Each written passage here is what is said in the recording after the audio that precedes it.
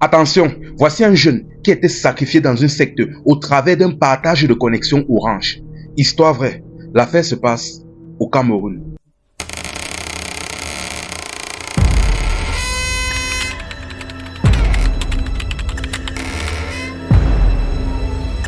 Salut la famille, ici c'est Info et Amusement. Mais avant de continuer, like, abonne-toi et partage la vidéo au maximum, que cette histoire touche le plus de monde possible. Le Dior est gâté. Déjà, voici le jeune en question. Ici, on va l'appeler Dimitri. L'affaire donc se passe donc après le décès du jeune en question. Voici la maman du jeune en question qui se dirige dans l'établissement du jeune, après que son fils est décédé mystérieusement de suite d'un palu. On ne sait pas trop. Elle s'en va donc à l'école pour expliquer le groupe, donc au moins pour relater les faits à ses camarades qui ne sont pas au courant de son décès. Elle explique les faits et, chose bizarre que pendant qu'elle explique un peu la situation devant la salle de classe, il y a deux élèves au fond de la classe qui ont des ajustements un peu bizarres. Vous voyez un peu quand le bandit est sur le point d'être attrapé, il commence à s'agiter. Elle a remarqué deux camarades au fond de la classe qui s'agissaient bizarrement pendant qu'elle relatait les causes du décès et le comment son fils est décédé. Bon, après ça, donc, tellement elle a été troublée, elle s'est rapidement, après avoir terminé, elle s'est rapidement dirigée dans le bureau du directeur pour expliquer la situation. Elle a expliqué que franchement, pendant que j'expliquais la raison et la cause du décès de mon fils, il y a deux élèves au fond de la classe qui avaient des comportements bizarres.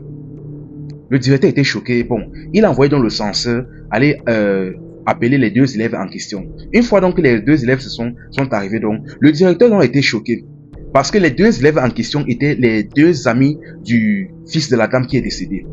C'était les deux élèves avec qui ils avaient l'habitude de marcher ensemble.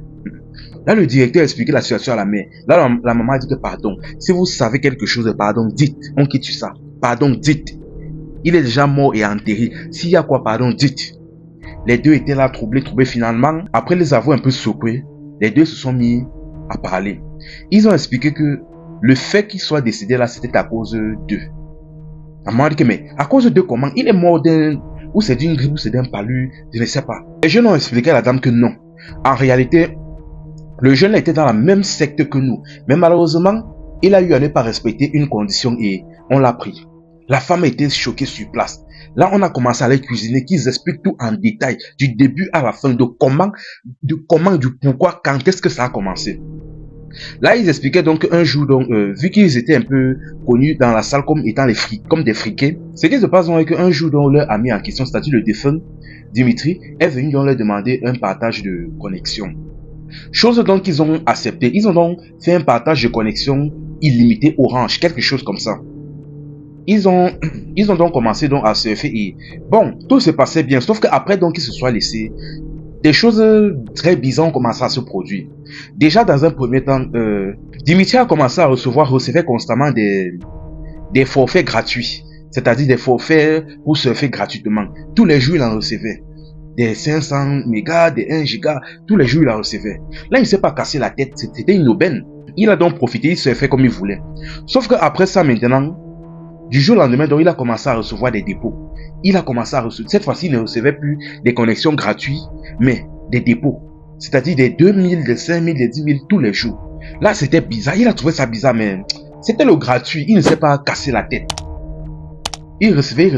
Et au fur et à mesure que le temps passait, ça montait de niveau en niveau. C'est-à-dire, il a quitté des forfaits gratuits au dépôt. Et au dépôt, maintenant, ça arrivait à un niveau où il y a un monsieur chaque soir qui apparaissait dans sa chambre pour lui donner de l'argent.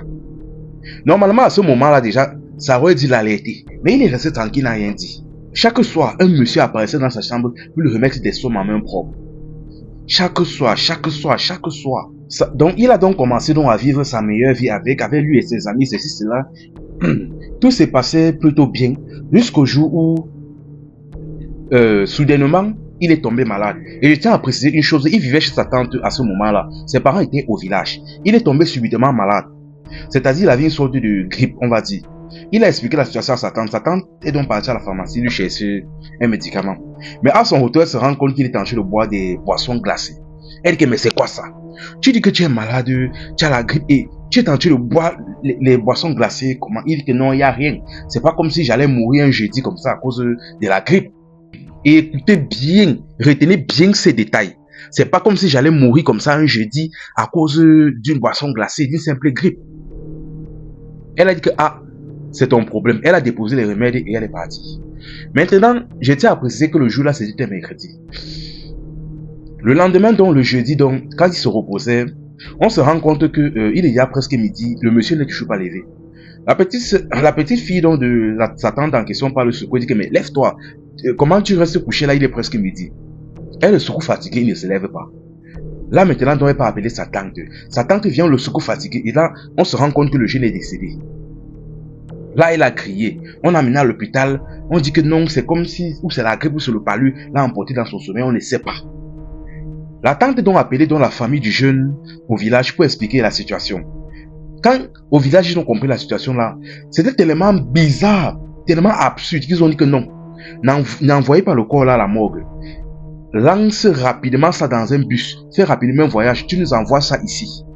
On va aller faire quelque chose. Tellement la mort était suspecte, bizarre, absurde, ils ne voulaient rien comprendre. Ils ont demandé à ce que le corps descende au village pour qu'ils puissent faire des rites. Chose est dit donc, chose est faite. Un voyage, la tante a donc voyagé avec le corps du fils et ils sont arrivés au village. Une fois au village donc, on a envoyé dans le corps, on ne sait pas si c'était un ganga, un tradit praticien, un marabout. Bref, après avoir travaillé donc, il a expliqué à la famille ainsi qu'à la tante que ce qui se passe c'est que votre fils là est décédé, mais ce n'est pas par accident ou par quoi que ce soit, mais c'est à cause de quelque chose qu'il est lui-même entré dedans. Donc, c'est qu'on ne l'a pas pris injustement ou quoi que ce soit. C'est quelque chose dans lequel lui-même il est entré dedans.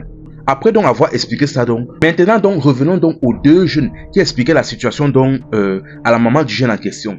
Elle a expliqué que ce qui se passe c'est que le monsieur en question avait raison. Le monsieur en question avait raison. Ce qui se passe c'est que quand on lui a fait ce partage de connexion Orange, automatiquement il a été intégré dans la secte.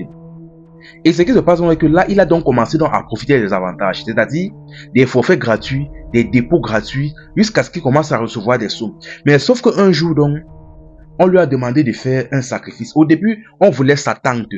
Mais le problème est que pendant une période, on a envoyé des maladies violentes et tout pour essayer d'emporter sa tante. Mais c'était une femme de prière, ça ne passait pas. Finalement, donc, vu qu'on ne pouvait pas prendre sa tante, on a donc décidé donc de le prendre de lui. C'est ainsi donc qu'il n'ayant plus le choix, donc il a été emporté. Et au même moment, donc, on explique qu'après donc sa mort, un sac contenant 3 millions était trouvé en dessous de son lit. Et c'était une sorte de compensation apparemment. Envoyé par le même monsieur qui apparaissait chaque jour dans sa chambre pour envoyer des sommes. Donc franchement, s'il est parti là, c'est parce qu'il n'a pas respecté sa part de condition. Et moi-même, comme vous me voyez là, j'ai donné mon petit frère. Et la condition que je suis obligé de respecter actuellement, est que je dois toujours être avec mon téléphone. Je dois toujours être sur mon téléphone. Si c'est que je dépose mon téléphone même au salon, je pars là-bas à la cour. Je peux partir comme ça, comme dans les blagues. Franchement, la famille, le Dio est gâté. Le Dio est gâté. Miné, comme vous comprenez. C'est-à-dire, l'affaire ci a dépassé l'histoire de porte-monnaie magique. C'est un autre niveau. À partir d'un simple partage de connexion, il était emporté dans des histoires qu'il ne connaît pas. Jusqu'à il perd sa vie comme ça. Franchement, la famille, soyez prudents. Les histoires de gratuits là, franchement, il faut laisser. Il faut laisser. Mais mine de rien aussi, je ne veux pas vous mentir, exactement comme le monsieur lui a dit, c'est lui-même qui est entré dans ça. Parce que si peut-être on met de côté le fait, le partage de connexion là, le fait déjà qu'il reçoit des forfaits gratuits tous les jours, ça passe encore parce que ça arrive. Mais le fait déjà qu'il commence à recevoir des dépôts chaque jour, déjà à ce niveau-là, ça aurait dû l'alerter. Mais le fait déjà que monsieur apparaît chaque nuit pour lui donner de l'argent, à ce moment-là déjà, il était conscient de dans quoi il était. Mais il n'a rien fait, il est resté comme ça. Il a juste profité des avantages. Donc franchement, excusez-moi, mais il est responsable de ce qui lui est arrivé. Ça a commencé devant lui, il a vu, mais il n'a rien fait. Il n'a fait que profiter des avantages, sans se poser des questions s'il devait avoir un retombé ou quelque chose derrière. Et c'est ainsi donc que le jeu est venu donc l'amener. Donc, ça fait mal, mais il est responsable de ce qui lui est arrivé. Franchement, la famille, arrêtez ça. Les histoires de gratuits là, ça n'existe pas. Parce que même la plupart, même les agences, MTM, Orange, Excel, bref, même quand ils envoient même souvent même parfois des forfaits gratuits, c'est parce qu'ils savent qu'ils vont récupérer ça de l'autre côté, que ce soit à travers les forfaits qui sont souvent chers pour rien, les connexions qui dérangent je ne sais quoi. Ils savent qu'ils vont récupérer quelque part. Mais recevoir de l'argent comme ça tous les jours, tu ne te poses pas de questions. Jusqu'à quelqu'un apparaît dans ta chambre. Non, pardon, il est responsable de ce qui lui est arrivé. Aïe, aïe, aïe. Franchement, la famille, arrêtez ça. Le gratuit n'existe pas. Le gratuit n'existe pas. Enfin bref, en bon entendeur, c'était Info et Amusement. Ici on s'informe et on s'amuse.